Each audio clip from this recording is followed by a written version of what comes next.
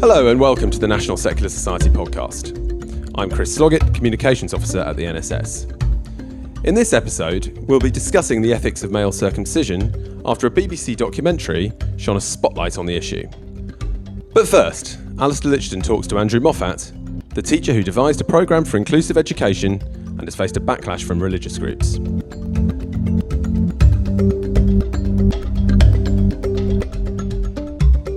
Andrew, welcome to the NSS podcast.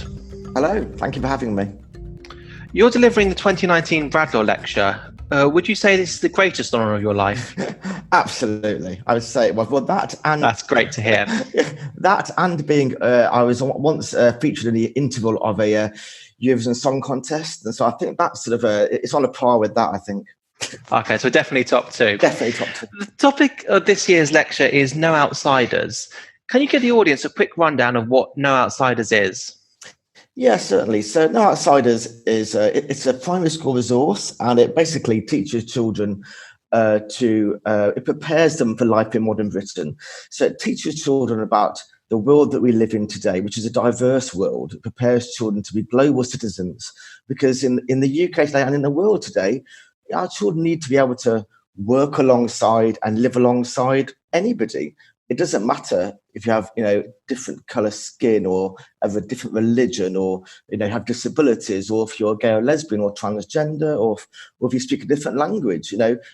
I can work alongside you. And that's what we want to teach our children, make them confident global citizens. Okay, so it's not a secret, sinister plot to turn 5-year-olds gay as part of cultural Marxist conspiracy to destroy religious family values. Well, yeah, that has been sort of leveled, possibly not the Marxist bit, but no, yeah. I read that on Twitter. I have read that, that I have a secret agenda. I do have an agenda, actually. My agenda is very clearly, it's community cohesion, and I'm very confident about that. So I'm clear about that. I do have an agenda. But no, I don't think you can make children gay, funnily enough. No one made me gay. Yeah, so no, that's not in my scheme of things. What do you think are some of the challenges in creating and then defending a robust, inclusive school ethos, particularly when you have strong conservative views within the school community? Yeah, well, you may have seen on the news recently, there's been some huge challenges to this work in my own school in the last 6 months. Now, funnily enough, those challenges weren't around for the last 4 years. And that gives me confidence that this work is possible, that we can do this work, because it's only in the last 6 months that this has come about. Maybe those challenges were always there in the background, but they certainly weren't surfacing.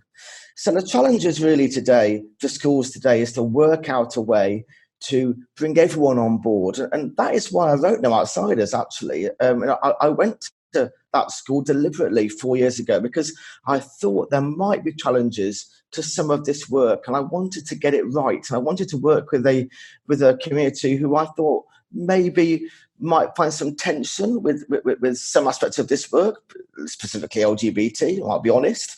And the reason why I wrote No Outsiders was to try and find a way to place LGBT equality in context in schools with all of the equalities, and try to sit it alongside, to teach children that it's no more important than any other equality, but also no less important. So that's why I wrote No Outsiders 4 years ago, and I wrote it when I first joined Parkfield School. And it's been incredibly successful. But I think what the last 6 months show is that this work is not done, and there is a massive need for this work. And I think that I was maybe naive about thinking that I had this sussed. I think that the last 6 months demonstrates how important this work is in schools. Do you think that community schools, so those are schools that don't have really clearly defined and protected ethos in the same way that faith schools do, kind of either lack the confidence or find it difficult to set out and say, this is our ethos, this is, at this school we value these things and we promote these values? Because I noticed the subtitle of No Outsiders is Reclaiming Radical Ideas in Schools. Oh, well, that's a different book, but yes, but I did that. So I've got two resources. So the first one, the main one, is No Outsiders, and then 2 years later, I wrote Reclaim Radical Ideas, because I wanted to. The idea of that really was saying that as schools, we are becoming the radical ones, because we are saying community cohesion works.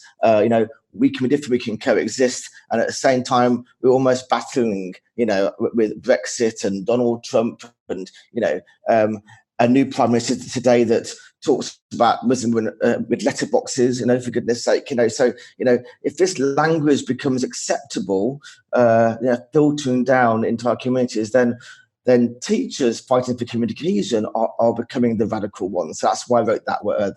That's where that title came from. But in answer to your original question, no, my experience is that teachers generally are very confident about this kind of work, and there's actually nothing new about this work, is there, really?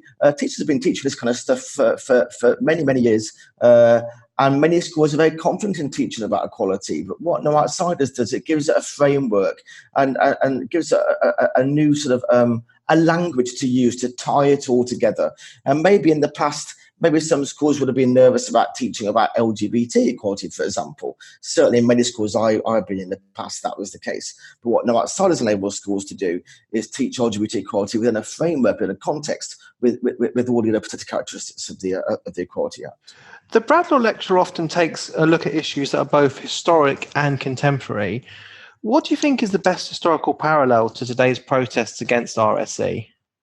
I was reminded when the first protest that we had at my school, which was deafening, frightening, 300 children chanting outside my school, "Get Mr. Moffat out," over and over again. Children, banging on windows at the school with placards. It was really frightening. And I was reminded of a lesson that I teach every year. We teach in year 6, and we teach about Elizabeth Eckford. Elizabeth Eckford was one of the Little Rock Nine in Arkansas, in the US. And it's a story about segregation when schools started to desegregate. And this school in Little Rock was basically, there were 9 black students that had to bust in under the National Guard to be protected in that school, and there was a massive demonstration against them. And Elizabeth missed the bus, but she was so determined to go to school that she walked down the block. She walked into school herself. And there's a really famous photo that I show the children every year of Elizabeth with her books, and she's like got her books close to her chest, and she's walking through a mob, and there's a woman spitting at her, and there's like a mob, and they're chanting and shouting at her. But she carried on. She went into school. And what I show the children at the end of that lesson, we talk about, the impact on Elizabeth, and why do people are shouting that, and why didn't they want to sit next to a black person? Why didn't they want black kids in their school? And where those ideas come from, but also how can those ideas change? Because now in the US, you haven't got schools like that. Schools are where black and white kids sit together. So how does that change happen? And the way that the plenary as a lesson, I'll show a photo of Elizabeth next to the woman that spat at her, but 40 years later, and they're hugging, outside the school. And it shows that ideas can change. That woman now campaigns with Elizabeth Eckford and goes into schools to do talks. And she's changed her mind, because all ideas can change. Anyone can change their mind. And when the children at my own school had those protests against me and against LGBT people in school, I just thought, wow, the parallels here are phenomenal. These are huge parallels here, and what I want to happen, and what I hope will happen in years to come, is that people will remember these, the children involved in protests will remember, this time, and will change their minds. Will change their minds, because anyone can change their mind. You just have to get through dialogue and discussion. We can hope. Before we go, and especially for those who might not be able to make it to the lecture, can you give us a little bit of hope? Do you think that inclusive RSE is going to be successful? How is it going to win over, or even just overcome, this minority of hardcore opposition?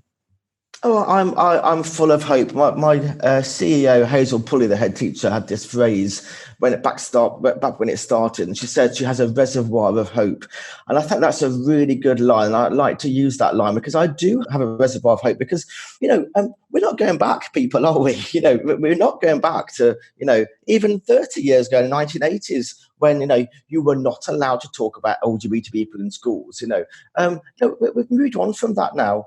And I'll tell you what really gives me hope, Alastair, is that this on the news this morning, when we're recording this today, the news story this morning is about a school in Nottinghamshire where some of the protesters from Birmingham have gone to this school and are standing outside with placards in the same way that they did with my school. And there's like 12 of them outside the school saying, stop sexualization of children and all this. But you know what's really, really good is that parents in that school walked into the school past them with rainbow flags. Parents walked in, they were not put off, and they walked past them, and there's footage of them all over the news and Sky News this morning. I've seen it, where parents are saying, these ideas don't belong here. We want our children to be educated. And that gives me hope, because that shows that, yes, there's difficulties, there's challenges, but that's good, isn't it? It's good because it means that this dialogue, this debate is happening nationally now. It's not under the carpet. It's out there. So let's talk about it. Let's work together. I'm absolutely confident that we can find a way forward. I know how this is going to end. It's going to end with all schools doing this work. Maybe not no outsiders, but all schools doing work around equality. It might take a couple of years. It might take 5 years, 6 years, but it will happen, because what's the alternative? The alternative is for schools to say, well, okay, you don't belong, and schools aren't going to say that. That's right. That's a really great note to leave it on. Well, obviously, we'll have links to all those stories in the show notes. And Andrew, we look forward to discussing this in more detail at the Bradlaugh Lecture. Thanks so much. Thank you.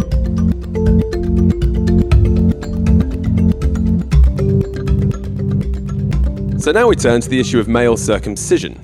Historically, religious groups, particularly Jews and Muslims, have been given carte blanche to cut the genitals of healthy boys to fit in with long-standing traditions. But now there are signs of change on the issue. The release of the recent BBC documentary A Cut Too Far was the latest sign that the tide may gradually be turning on this issue. Shortly after the documentary was published, the NSS's CEO Stephen Evans had a piece published in The Independent arguing that medically unnecessary infant genital cutting should end. Stephen joins me now, along with our campaigns officer, Megan Manson. Hello. Hello. Hiya. So, Stephen, defenders of male circumcision often say this is a religious freedom issue.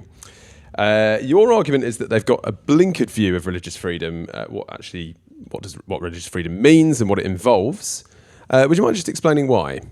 Sure. Well, it is for sure that those advocating for the right to cut children, for them, this is an issue of religious freedom.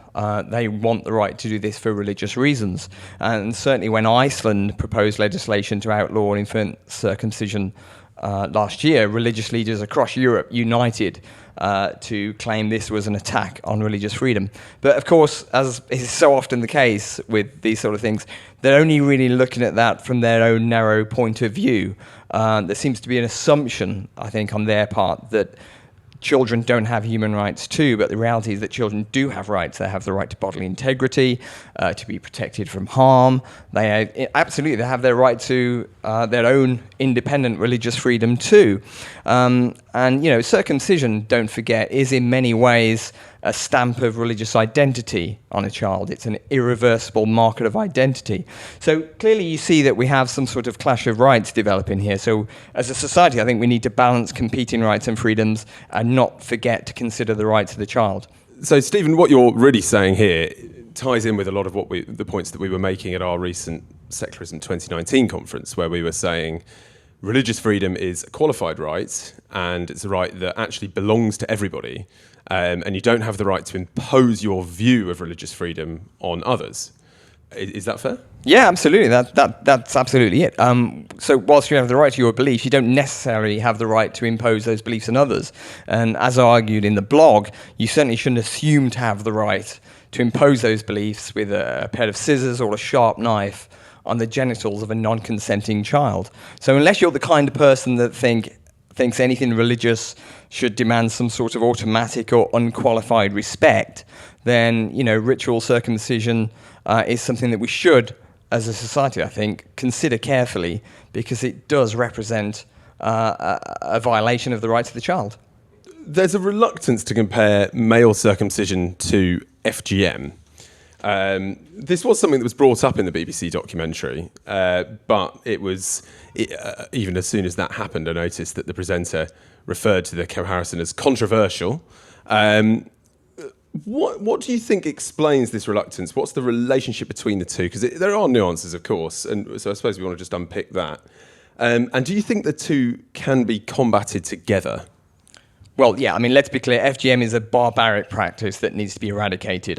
Millions of girls and women around the world bear the scars, and thankfully, progress is really being made on that issue, I think. And it's understandable that some FGM campaigners, I think, fear that equating infant circumcision, which is lawful and even respected in some quarters, could undermine the efforts to tackle FGM.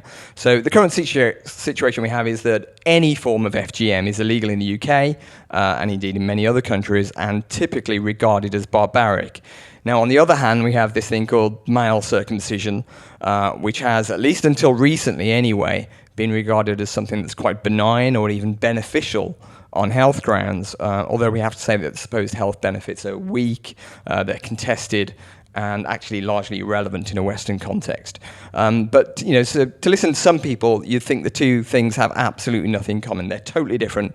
You shouldn't even talk about them in the same breath.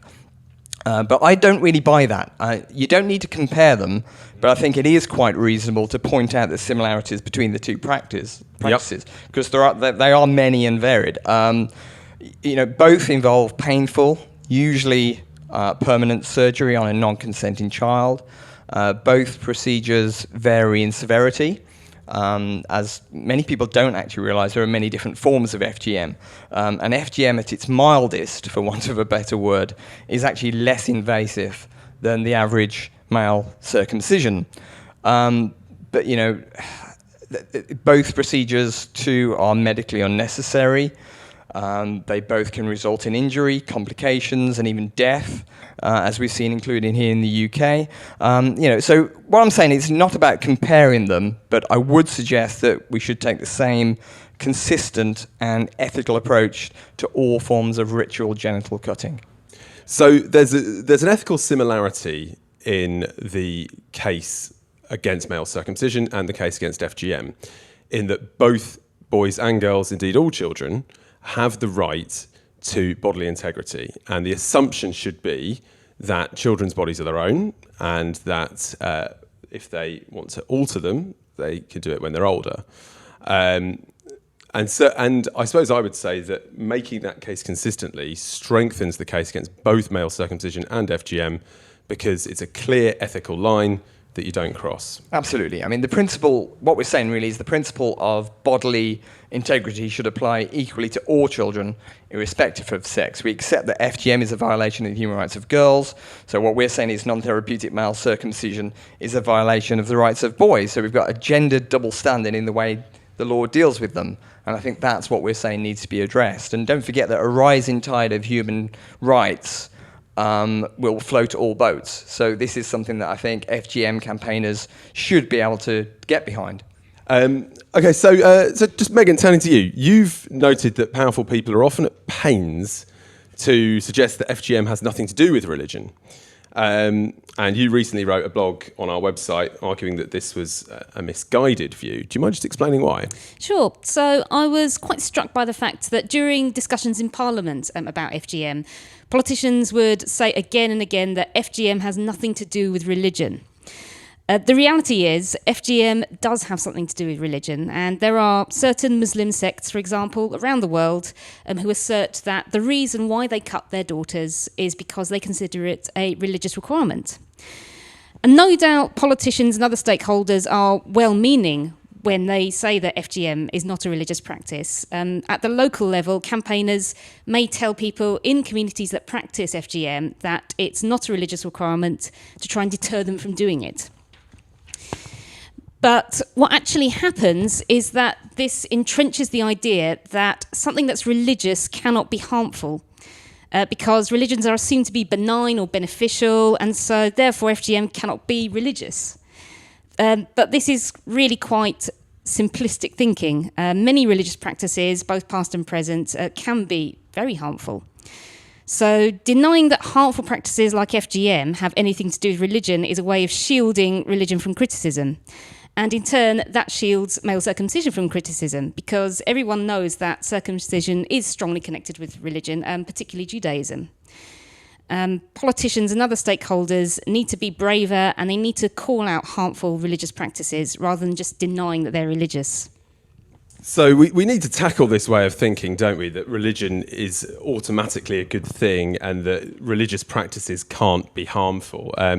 I think, yes, there's a sort of short-termism about it sometimes, isn't there, where I think politicians think to themselves, look, if we say that FGM has nothing to do with religion, then FGM is seen as further beyond the pale than ever.